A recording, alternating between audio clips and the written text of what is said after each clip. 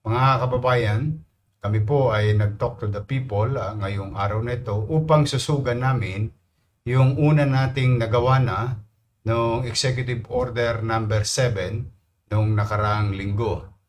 As you all know, that on March 6, President Bongbong Marcos created a circular.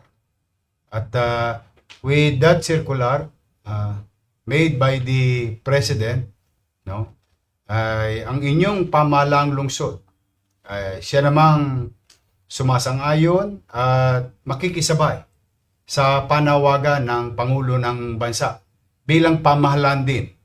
At nais ko po itong ipabatid sa inyo that a few minutes ago, I just signed Executive Order number 8. And let me read this, particularly sa ating mga empleyado ng lungsod ng Maynila.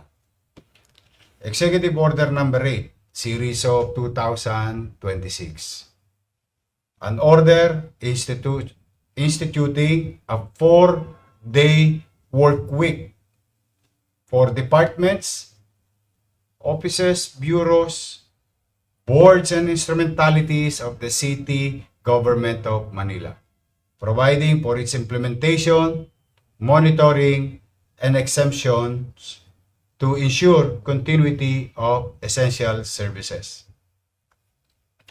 Whereas, the Office of the President issued Memorandum Circular number 114, dated March 6, 2026, directing all government agencies and instrumentalities to strictly adopt energy conservation protocols in response to the armed conflict in the Middle East.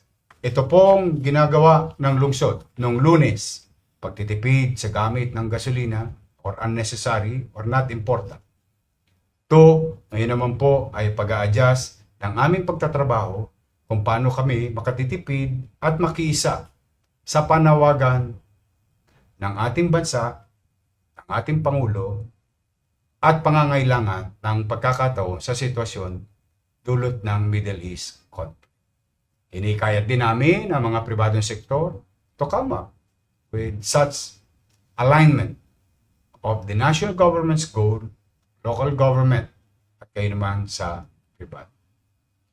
But on the other side of this is a type of situation, ito po'y inilalahad ko sa aking mga kapwa manggagawa ng taong bayan o sa serbisyo publiko. This type of disadvantage or challenges that we can utilize in our advantage.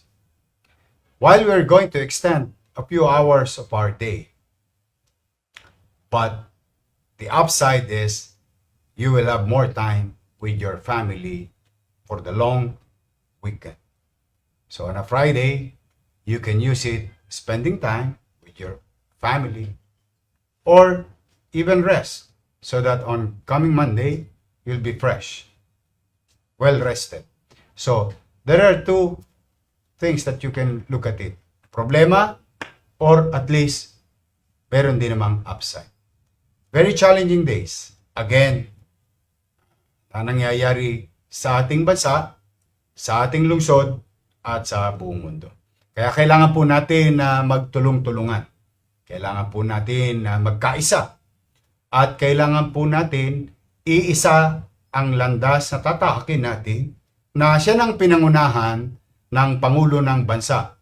At doon, sasabay tayo sa lakbaying iyon at hinihikayat ko din ang bawat pamilyang Manileño nagnenegosyo sa lungsod ng Maynila na tahakin din ang landas na ating tinutungo ng national government at local government.